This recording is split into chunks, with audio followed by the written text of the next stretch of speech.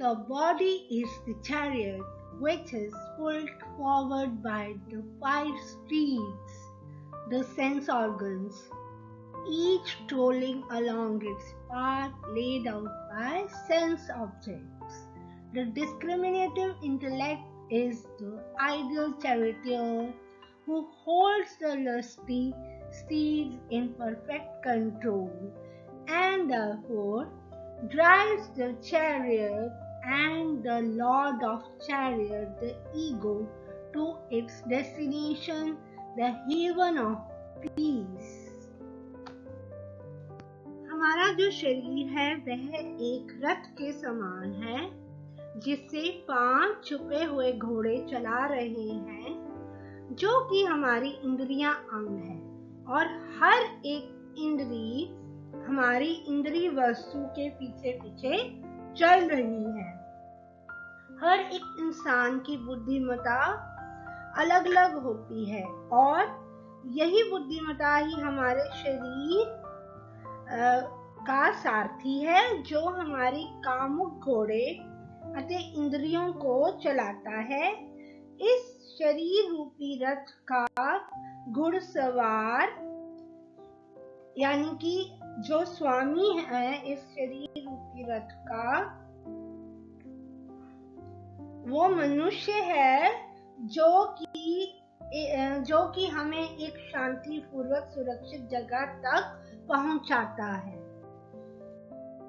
The 2 kinds of nature of our bodily tendencies: positive tendencies, sattvic, and negative tendencies, tamasic.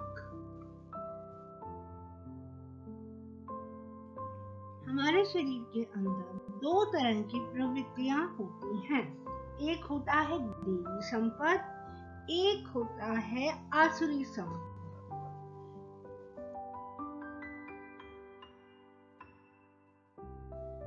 Positive tendencies includes Karan.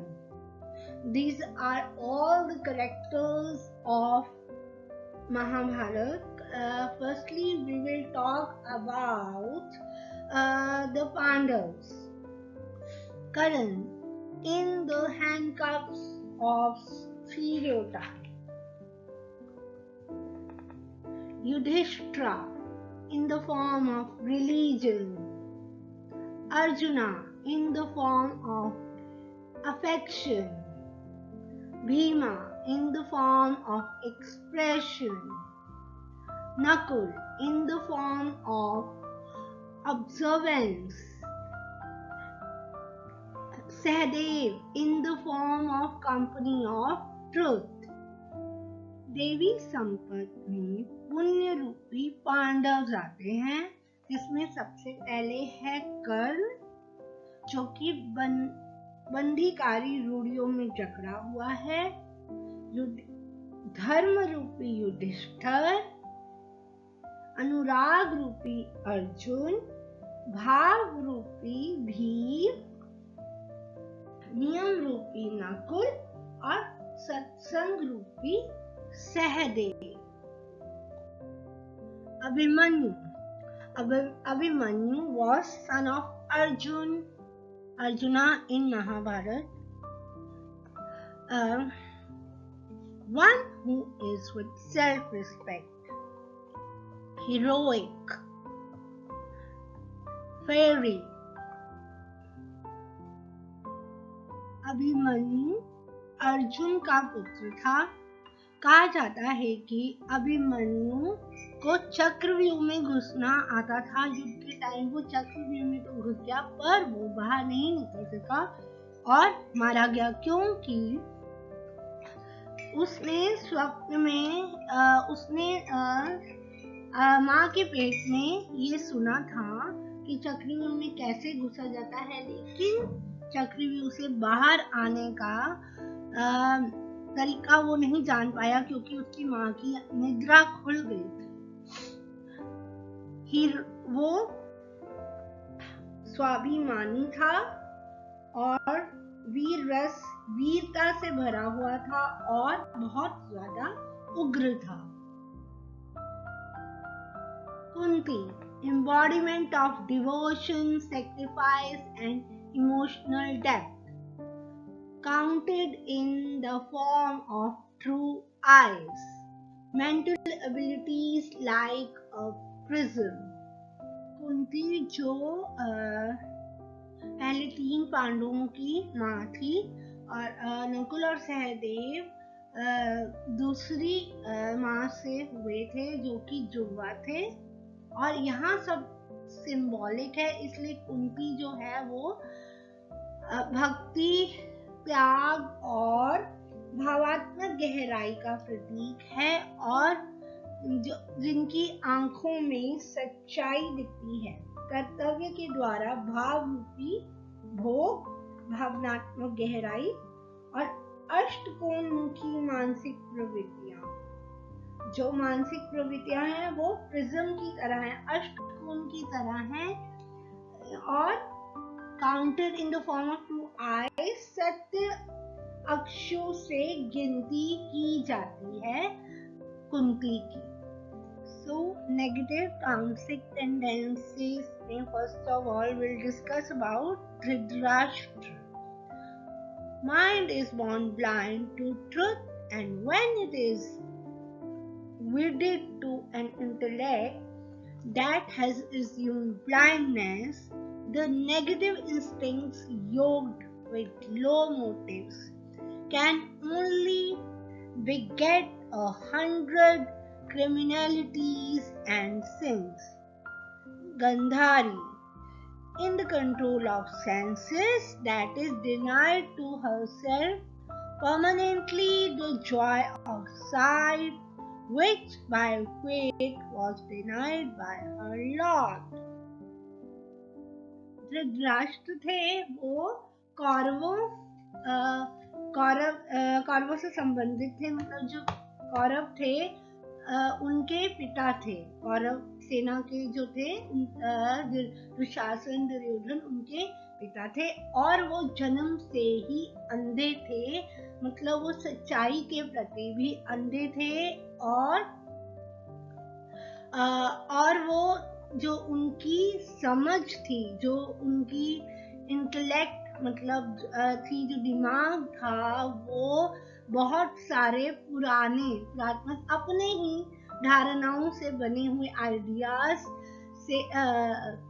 से जुड़ा हुआ था, और उनमें निराशाजनक स्वाभाविक प्रवृत्तियां थी, जो कि उनको लो मोटे मतलब जीवन की जो आकांक्षाएं थी वो कम थी, और मतलब उनके जीवन का जो भी मोटिव था वो नेगेटिव था, नेगेटिविटी से जुड़ती थी, क्योंकि वो 100 संतानों के पिता थे, यानी कि 100 क्रिमिनलिटीज और सिंस, मतलब क्रिमिनल माइंडेड संतानें थी, और वो गलतियों के प्रतीक थे। और जो गिंधारी थी वो कंट्रोल ऑफ सेंसेस, मतलब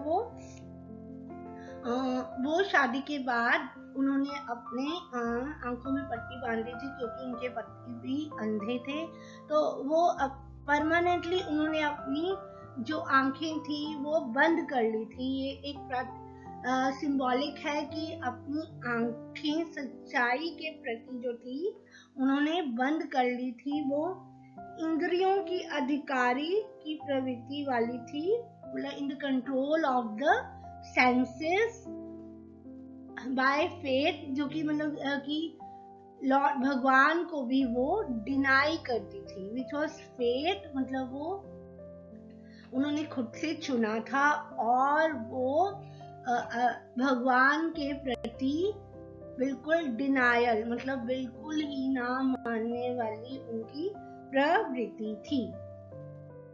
So in negative tendencies comes Duryodhana in the form of attachment, Dushasana in the form of foolishness. Duryodhana and Dushasana were the sons of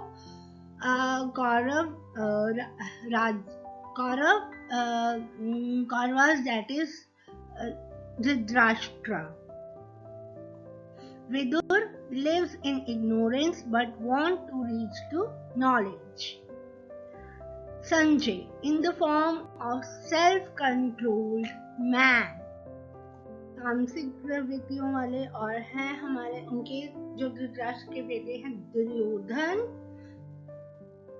जो कि मोह रूपी दुर्योधन और दुर्बुद्धि रूपी दुशासन। और विदुर जो थे, विदुर वो अज्ञान में रहते थे, यानी कि कौरवों के साथ रहते थे, लेकिन उनकी दृष्टि पांडु के तरफ रहती थी। और संजय जो थे वो संयम के प्रतीक थे।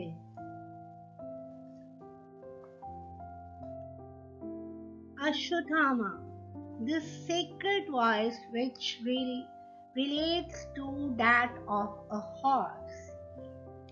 Ashwa means horse and the Thama means powerful. He was the son of Drona and Kripi and was given his name because he neighed like a horse when he was born.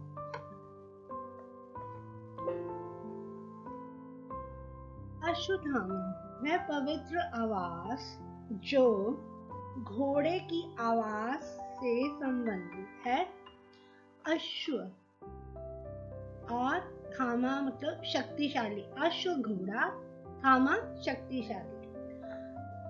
वो द्रोणाचार्य और कृपि के पुत्र थे जो अश्वत्थामा थे, और ऐसा नाम उन्हें इसलिए दिया गया था क्योंकि जब वो पैदा हुए थे तब उन्होंने घोड़े की आवाज की तरह वो गरजे थे। जिस तरह से घोड़ा करता है वैसे ही जोर से उन्होंने एक आवाज लगाई थी जब वो पैदा हुए थे। Dronacharya, conduct of duality, father of addiction.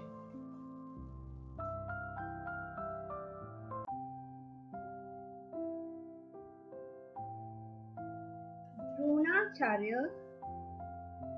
जो थे वो द्वैत का आचरण रखते थे। हम अलग हैं, भगवान अलग नहीं है। वो आसक्ति के जन्मदाता थे।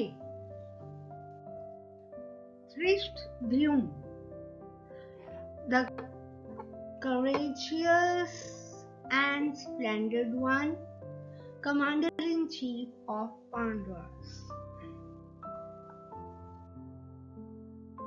धृष्टद्युम्न जो कि कमांडर था, कमांडर इन चीफ पांडव की फौज में कमांडर था, और वो बहुत साहसी था, उत्कृष्ट था, मतलब कि सुंदर, प्रभावित करने वाली उसकी पर्सनैलिटी थी, और बहुत अच्छा था, एक्सीलेंट था। Satyaki, युयुधना, in the form of integrity, virtuous, pure, good, worthy, commander-in-chief of Pandavas. सात्विकी, सात्विकता ही सात्विकी है, और धार्मिक, पवित्र और योग्य है, और ये भी कमांडर इन चीफ था पांडव की सेना में।